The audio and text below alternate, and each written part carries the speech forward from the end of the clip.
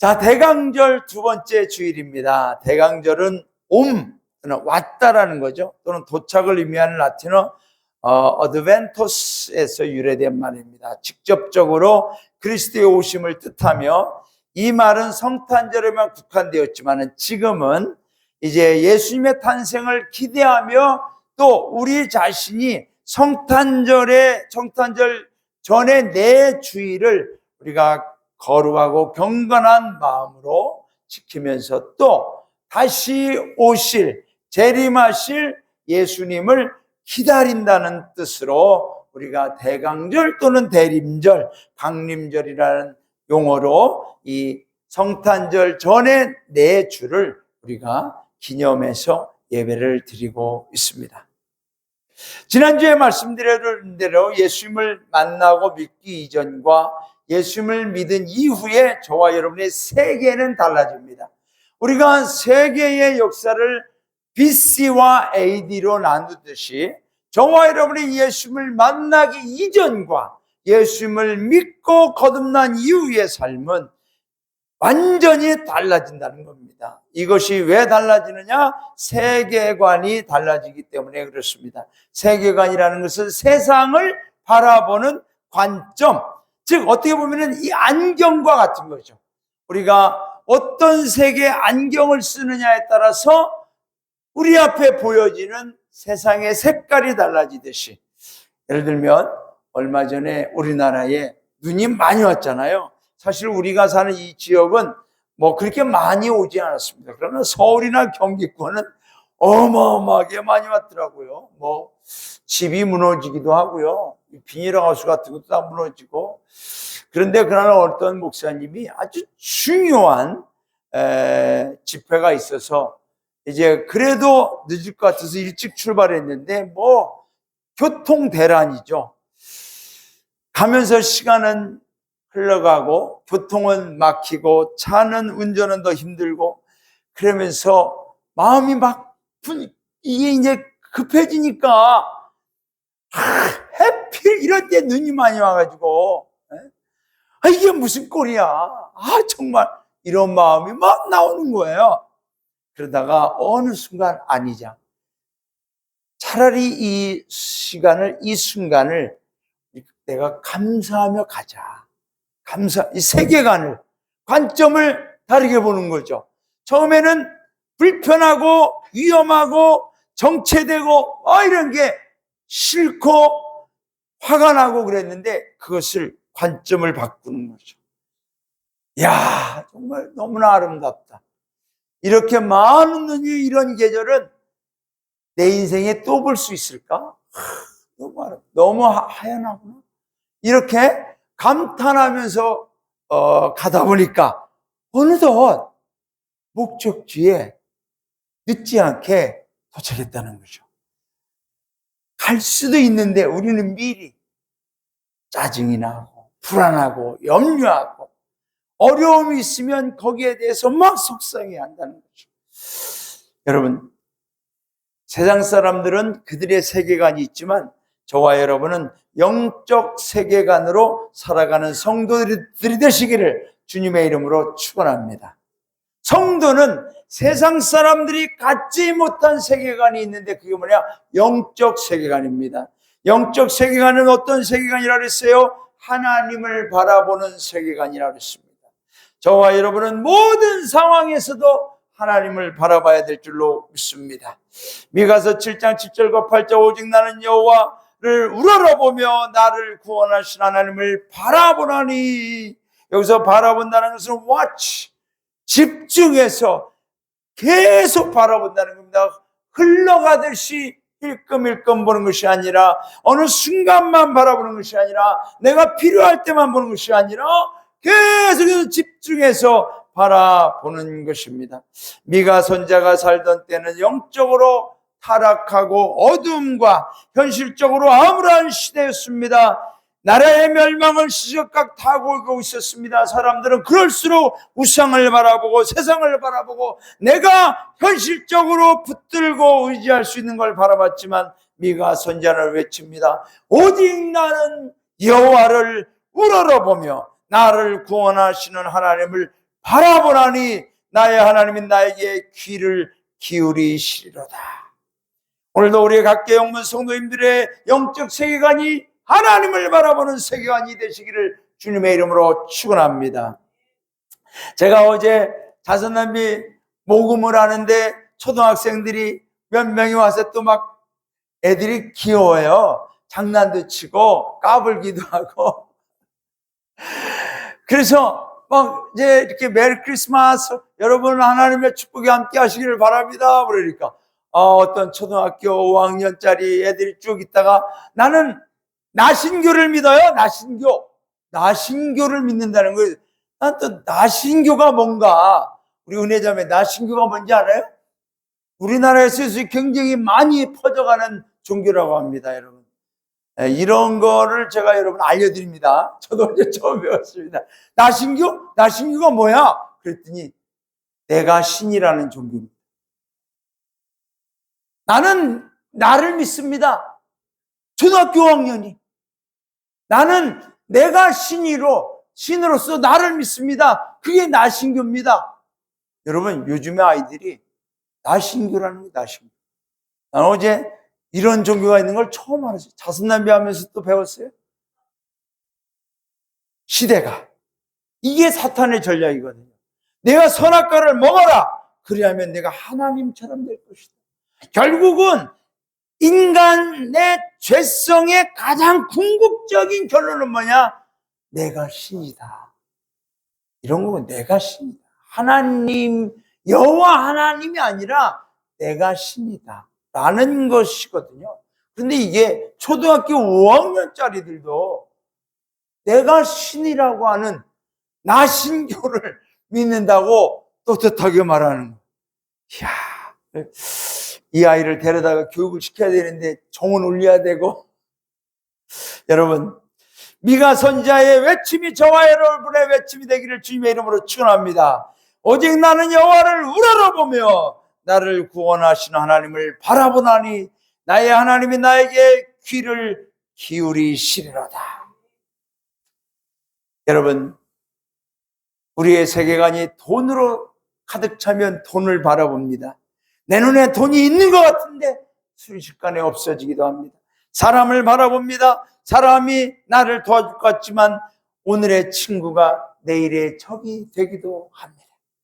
저와 여러분의 세계관은 하나님만 바라보는, 여호와 하나님만을 끝까지 집중해서 계속 바라볼 수 있는 세계관이 되기를 바랍니다. 지금 모습이 초라해도 하나님만 바라보고 현재 상황을 잘 이겨내면 길은 반드시 열리게 되는 줄로 믿습니다. 부정적인 세계관이나 불신앙적인 관점을 가진 사람은 무엇이든지 단점과 안 되는 것들, 나쁜 것들, 고쳐야만 하는 것들, 어두운 면만 바라봅니다. 이것이 사탄의 전략이죠. 그러나 예수님을 믿고 하나님의 세계관으로, 영적 세계관으로 살아가는 성도는 오늘도 하나님을 바라보는 성도의 신앙으로 살아가야 될 줄로 믿습니다. 그래서 우리는 오늘도 하나님만 바라볼 때 내 삶 속의 순간순간마다 나를 유혹하고 괴롭히고 갈등을 느끼게 하면서 마귀가 나를 조롱할 때가 있어요. 그때 우리는 외쳐야 될 줄로 믿습니다. 나의 대적이여, 나로 말미암아 기뻐하지 말라. 나는 여호와 하나님만 바라볼 것이다. 내가 지금 엎드러진 것 같아도 다시 일어날 것이다. 어두운 데 앉아있는 것 같아도 여호와께서 나의 빛이 되어주실 것이다. 여러분, 사탄이 성도를 가장 두려워할 때 언제이냐? 하나님만 바라볼 때입니다. 세상이 교회와 성도를 가장 두려워할 때가 언제인가? 하나님만 바라볼 때입니다. 이렇게 하나님만 바라보는 성도, 이 성도의 신앙과는 두 번째, 나의 판단을 세상과 사람에게 맡기지 않고 하나님께 맡기는 신앙관을 갖고 있는 줄로 믿습니다. 여러분, 하나님만 바라보는 성도는 나의 판단을 세상과 사람에게 맡기지 않아요. 하나님께 맡기는 줄로 믿습니다. 우리 9절 10절 다 함께 읽어보겠습니다. 9절 10절 시작. 내가 여호와께 범죄하였으니 그의 진노를 당하려니와 마침내 주께서 나를 위하여 논쟁하시고 심판하시며 주께서 나를 인도하사 광명에 이르게 하시리니 내가 그의 공의를 보리로다. 나의 대적이 이것을 보고 부끄러워하리니 그는 전에 내게 말하기를 네 하나님 여호와가 어디 있느냐 하던 자라. 그가 거리에 진울같이 밟히리니 그것을 내가 보리로다. 여러분, 여기에 보면은 하나님께 나를 맡기는 거예요. 사람의 특징. 여러분, 사람은 다른 피조물들과 제가 다른 것들을 다르다는 걸 여러 가지 말씀을 드립니다만 그 중에 하나가 판단을 한다는 거죠. 사람은 나무가 다른 나무에 대해서 판단할까요? 안 합니다. 강아지가 다른 강아지 너를 이렇게 몸집이 작아 판단할까요? 안 합니다. 사람만 판단하죠. 이것은 선악과를 먹은 이후에 사람에게 생겨난 겁니다. 아담과 하와가 선악과를 먹은 후에 가장 먼저 취한 행동은 서로에 대해 부끄러움을 느꼈다는 겁니다. 나의 부끄러움을 느꼈다는 겁니다. 창세기 3장 7절 한번 볼까요? 이에 그들의 눈이 밝아져 자기들이 벗은 줄을 알고 무화과나무 잎을 엮어 치마로 삼았더라. 여러분, 이걸 잘 들어보세요.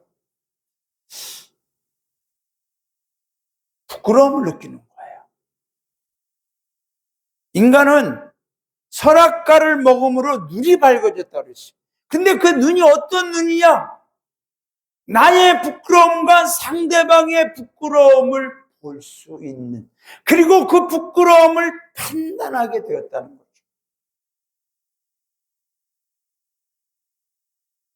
이 부끄러움은 그러면 왜 갑자기 부끄럽게 느껴지기 시작했을까요, 여러분? 선악과를 먹음으로 눈이 밝아졌다고 그랬어요. 눈이 어두워진 게 아니에요. 오히려 눈이 밝아졌어요. 눈이 밝아짐으로 부끄러움을 느꼈대요. 왜 부끄러움을 느꼈을까요? 사람은 선악과를 먹기 이전에는 아담과 하와는 서로를 바라볼 때 하나님의 형상과 모양으로 바라봤습니다. 하나님의 형상과 모양을 상실하지 않았습니다. 그러나 선악과를 먹음으로 하나님의 형상과 모양을 상실한 거죠. 상실하면서 부끄러움을 보게 되는 거예요. 저와 여러분 안에 하나님의 형상과 모양으로 충만할 때 우리는 나의 부끄러움을 부끄럽게 생각하지 않습니다. 그러나 사람이 언제부터 나의 부끄러움에 대해서 수치심을 느끼냐 하면 내 안에 하나님의 은혜가 약해집니다. 하나님의 성령이 충만함이 약해집니다. 여러분, 성령이 충만해 보세요.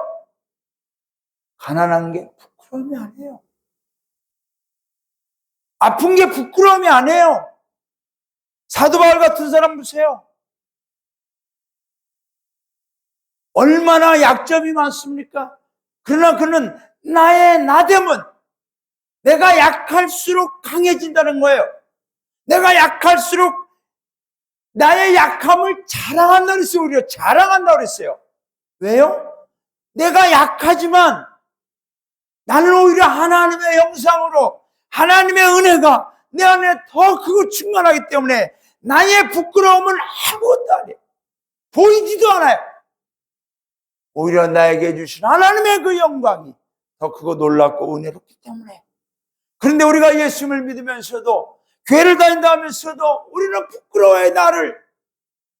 사랑하는 여러분, 내 안에 예수 그리스도, 가장 보배로운 예수 그리스도, 내 안에 이 우주 만물을 창조하신 만왕의 왕 되신 예수 그리스도가 계시니 저와 여러분은 부끄러움을 느끼지 마시고 그 누구 앞에서도 당당하게 담대하게 내 안에 가장 보배로운 예수 그리스도가 계심을 자랑하며 나는 예수 그리스도의 자녀임을 오히려 사람들에게 드러낼 수 있는 저와 여러분이 되시기를 주님의 이름으로 축원합니다.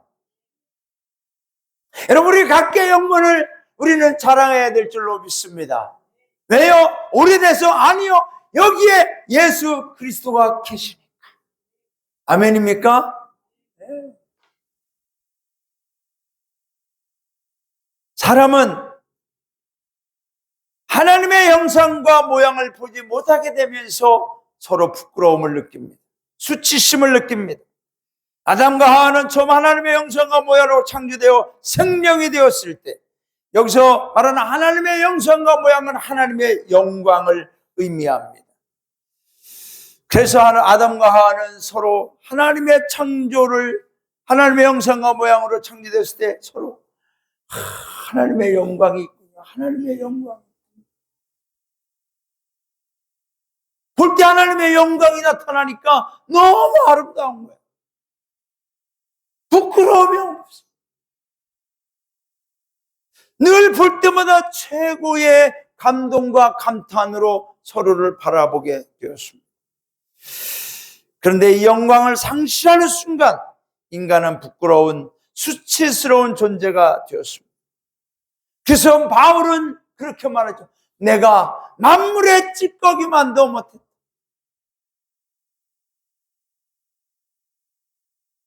여러분, C.S. 루이스라는 사람은 사람에 대해서 뭐라고 말했어요?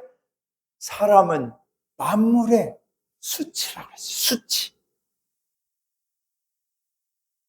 하나님의 형상과 모양을 잃은 인간은 만물의 수치.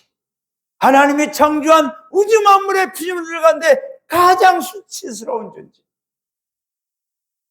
그런데 예수 그리스도를 통하여 주님이 땅에 오심으로, 이 성탄의 계절에 저와 여러분 예수님이 이 땅에 오심으로 우리 안에 예수님이 다시 거하심으로 하나님의 영광이 회복되고, 우리는 수치스러운 존재가 아니라 만물의 찌꺼기가 아니라 만물의 주권을 가진 그 하나님 우리에게 맡겨진 이 우주 만물을 생육하고 번성하며 이 땅에 충만하라, 이 땅을 다스리라고 하는 하나님의 영권을 우리가 다시 회복한 줄로 믿습니다. 여러분, 인간은 스스로 자신의 부끄러움을 해결할 능력이 없습니다. 그래서 인간이 고안해낸 게 뭐죠? 그 부끄러움을 해결할 수 없어요. 하나님의 형상을 다시 우리가 회복할 수 없어요. 모든 사람이 죄를 범하였음에 하나님의 영광에 이르지 못하더니 그 영광, 하나님의 형상과 모양 우리가 다시 회복할 수 없어요. 그래서 인간이 결국 고안해낸 게 뭐죠? 누가 나뭇잎으로 부끄러움을 가립니다. 인간의 기술과 발달의 욕망과 욕구는 결국은 뭐예요? 이 부끄러움을 감추고 숨기기 위해서예요, 여러분. 아담과 하와가 뭐가 나뭇잎으로 가리기 시작한 지를 인간은 끊임없이 수많은 노력과 수많은 기술을 개발해서 옷과 패션과 보석으로 만든 장신구들, 집과 가구와 자동차, 인간이 사랑하는 패션이라고 하는 문화로 인해서 결국 인간이 가장 추구하는 궁극적인 목적은 뭐냐? 나의 부끄러움을 가리는 거예요. 더 멋있게, 더 화려하게. 여러분, 명품 옷을 입고 다니는 목적이 뭐예요? 그 명품 옷을 입고 다니면 내가 명품이 되는? 아니죠. 나의 부끄러움을 명품처럼 가리려고 하는 거죠.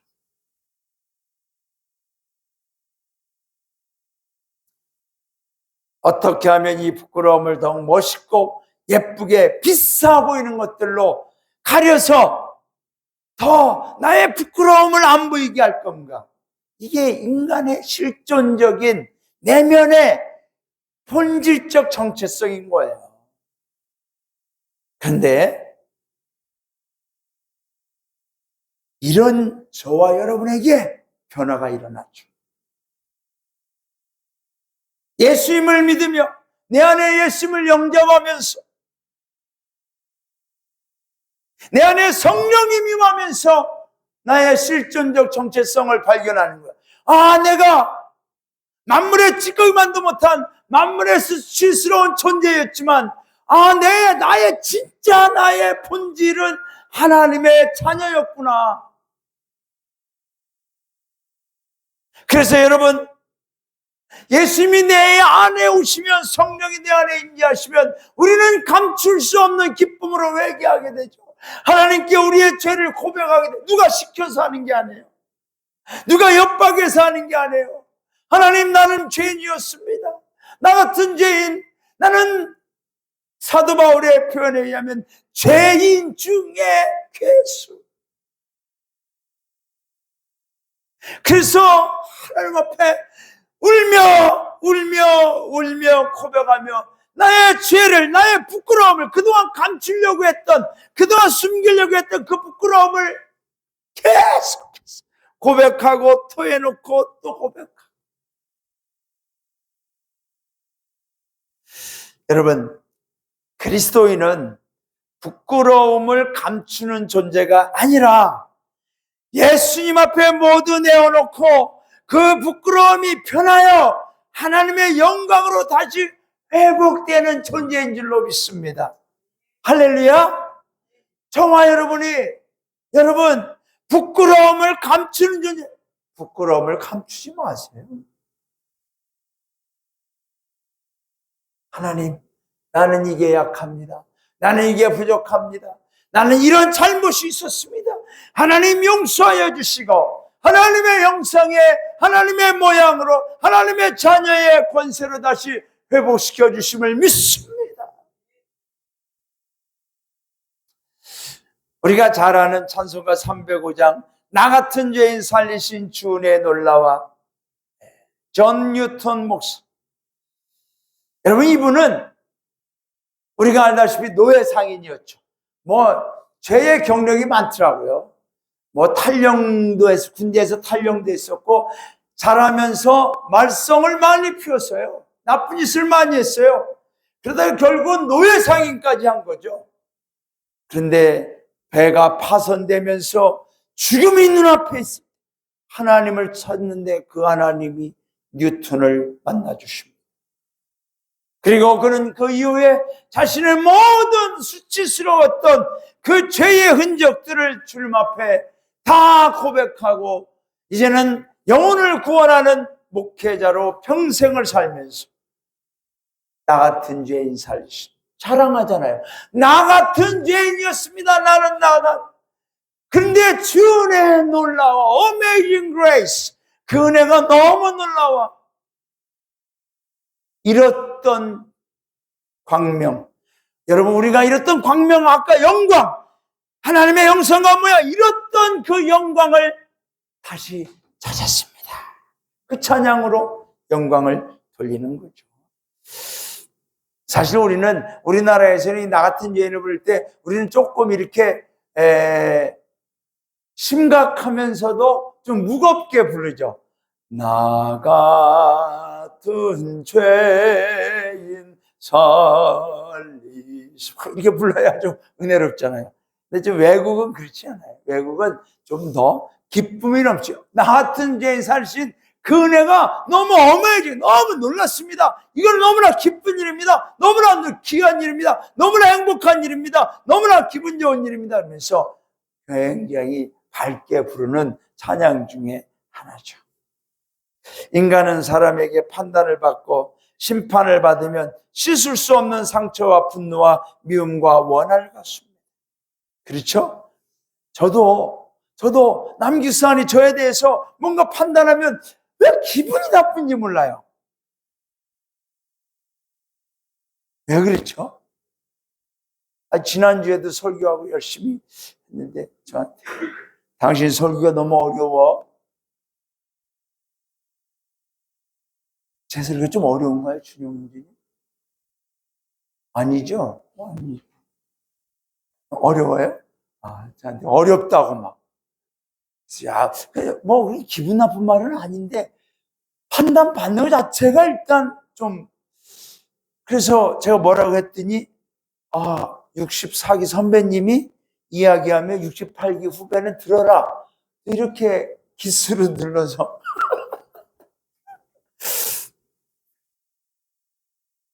아니, 그렇잖아요. 우리 남자분들 그렇잖아요. 뭔가 일을 열심히 해놨어. 열심히 해놨는데, 예? 지난주에도 어떤 부부를 만났는데, 그 남자분이 화가 이렇게 나 있어. 왜 화가 났습니까? 나는 죽어라 하고 열심히 새벽에 일찍 나와서 밤늦도록 열심히 공장을 위해서 일을 했는데, 부인이 와가지고 오자마자, 여보, 너무 애썼네. 근데 이건 이렇게 하면 좋았을 텐데, 왜 이렇게 했어? 이렇게 하면 좋았을 텐데, 오자마자, 이게 하루 이틀 일한 것도 아닌데, 이걸 이딴 식으로 했냐고 해가지고, 이분이 화가 나가지고, 그 다음날 일도 안 하고, 끄떡 안 하고, 판단받으면 상처와 분노와 미움과 원한이 생기죠. 근데 여러분, 성령님에게 판단을 받으면, 하나님의 은혜로 판단을 받으면 회개와 회복과 변화가 일어나는 줄로 믿습니다. 그래서 오늘 저와 여러분은 나의 판단을 사람에게 맡기지 마십시오. 나는 사람에게 판단받지 아니하고 하나님이 나의 판단자입니다. 하나님이 나의 심판자입니다. 그 하나님은 나를 죽이려고 판단하지 않아요. 멸망시키려고 심판하지 않아요. 나의 실패와 나의 부끄러움과 나의 연약함을 고쳐주시고 회복시켜주시고 더 아름답게 만들어주시기 위하여 판단하시고 심판해 주시는 줄로 믿습니다. 그래서 우리는 교회에 올 때 기쁨으로 오시기 바랍니다. 저와 여러분의 인생을 누가 판단합니까? 누가? 우리 남청일 성도님의 인생이 성공적인 인생이다, 실패한 인생이다, 누가 판단해요? 사람이 판단할 수 없어요. 하나님이 판단하시는 줄로 믿습니다. 아멘. 여러분, 저는 저의 목회를 지방장관에게 맡기지 않습니다. 지방장관이 강정일 사관님 목회 잘했습니다. 목회 훌륭합니다. 이런다 해서 제가 좋고, 아니면 목회 잘못하다, 이게 아니에요. 사령관이 나를 판단하지 않아요. 하나님이 나의 목회의 판단자이신 줄로 믿습니다. 그래서 두려운 거예요. 그래서 하나님 앞에 더 신실하게, 더 온전히 목회하려고 하는 거지, 사람의 판단을 받는다면 그까짓 것 인속임 얼마나 쉽습니까? 우리 신앙생활도 마찬가지잖아요. 우리 인생, 저와 여러분의 믿음, 하나님께 맡겨야 될 줄로 믿습니다. 여러분, 교회가 언제부터 약해져요? 성도가 언제부터 약해져요? 사람의 판단에 귀를 기울일 때 약해집니다. 세상 사람들이 세상 사람들이 우리를 어떻게 말할까? 여러분, 그런 거에 연연하다 보면 자꾸 세상의 사람들의 비율을 맞춰가게 됩니다. 아니요, 우리는 오히려 세상의 빛과 소금이 되면서 교회는 세상의 판단을 받는 것이 아니라 세상에게 무엇이 죄이고 무엇이 악이고 무엇이 하나님의 심판을 받는 것인지를 알려줄 수 있는 영권을 가지는 저와 여러분의 신앙이 되기를 주님의 이름으로 축원합니다. 교회는 세상의 판단을 받는 것이 아니라 오히려 교회와 성도가 세상에 대해서 죄가 무엇인지, 윤리와 도덕, 정직과 정의, 공의와 세상의 빛과 소금이 무엇인지, 이웃사랑과 희생과 섬김이 무엇인지, 어떻게 사는 것이 사람답게 아름답게 귀하게 살아가는 것인지를 알려주고 증명하고 심판해 주는 겁니다. 왜 우리는 하나님을 물어봅니까? 하나님은 우리의 판단을 주관하시기 때문인 줄로 믿습니다. 성도의 세계관에서 우리의 판단과 심판은 세상도 아니고 사람도 아니고 하나님이신 줄로 믿습니다. 사도 베드로가 처음에는 사람들의 판단과 사람들의 심판을 두려워했습니다. 그래서 예수님을 3번이나 모른다고 부인을 했었습니다. 그런데 이 베드로가 성령을 받고 나니까, 은혜를 받고 나니까, 변화되어지니까, 내가 저들의 판단과 저들의 심판을 두려워할 게 아니구나. 그 다음부터 베드로가 나서 열심히 전도합니다. 그러니까 유대인들이 와서, 바리새인들이 와서 베드로를 잡아다가 신문합니다. 너 다시는 예수의 이름으로 전도하지 말고 아무것도 하지 말라 경고합니다. 사도행전 4장 18절. 그들을 불러 경고해 도무지 예수의 이름으로 말하지도 말고 가르치지도 말라 하니, 여러분, 베드로와 요한이 대답하잖아요. 과거는 네, 알았습니다 하고 도망쳤을 텐데 예수님을 만나고 성령으로 충만하니까 베드로와 요한이 대답합니다. 하나님 앞에서 너의 말을 듣는 것이 하나님의 말씀을 듣는 것보다 옳은가 판단하라. 여러분, 저와 여러분은 사람의 말이 아니라, 세상의 말이 아니라 하나님의 말씀을 듣고 살아가는 우리 각계영문의 성도님들 되시기를 주님의 이름으로 축원합니다. 우리 각계영문 성도님들의 성령 충만 회복, 영성 회복, 믿음 회복, 가정 구원, 자녀 신앙 회복, 천국 축복 회복, 이 세상의 모든 축복권을 회복하시고, 오늘도 세상의 판단을 받는 것이 아니라 오히려 하나님께 나의 모든 걸 맡기고 하나님을 바라보며 살아가시는 저와 여러분 되시기를 주님의 이름으로 축원합니다. 미가서 7장 11절부터 13절, 내 생명을, 내 성벽을 건축하는 날, 곧 그날에는 지경이 넓어질 것이라. 그날에는 아수리에서 애굽 성읍들에까지, 애굽에서 강까지, 이 바다에 저 바다까지, 이 산에 저 산까지의 사람들이 내게로 돌아올 것이나 그 땅은 그 주민의 행위의 열매로 말미암아 황폐하리로다. 여러분 보세요. 우리가 사는 세상은 힘듭니다. 어렵습니다. 그러나 하나님께서, 하나님만 바라보는, 하나님께 모든 걸 맡기고 살아가는 성도는 지경이 넓어지게 되는 거죠. 그러나 세상의 것으로 살던 사람들, 그 땅은 그 주민의 행위의 열매로 말미암아 황폐하리로다. 우리는 예수님이 오신 이날, 이 계절에 저와 여러분의 신앙관이, 영적 세계관이 오직 하나님만 바라보는 세계관으로 다시 회복되시기를 주님의 이름으로 축원합니다. 성도는 모든 현실적 상황에서도 그것을 초월하여 더 강한 믿음으로 서게 됩니다. 더 기뻐합니다. 더 소망을 외칩니다. 더 믿음으로 견뎌냅니다. 왜 그렇습니까? 무너질 것 같아도 무너지지 않습니다. 없어질 것 같아도 없어지지 않아요. 약해질 것 같아도 약해지지 않아요. 왜요? 하나님만 바라보기 때문인 줄로 믿습니다. 우리 미가서 7장 7절과 8절 한 번 더 읽고 말씀을 마치겠습니다. 우리 다 함께 읽어볼까요? 시작! 오직 나는 여호와를 우러러보며 나를 구원하신 하나님을 바라보나니 나의 하나님이 나에게 귀를 기울이시리로다. 나의 대적이여 나로 말미암아 기뻐하지 말지어다. 나는 엎드러질지라도 일어날 것이 할렐루야. 어두운 데 앉을지라도 여호와께서 나의 빛이 되실 것입니다. 아멘. 할렐루야. 우리 찬양할까요? 하나님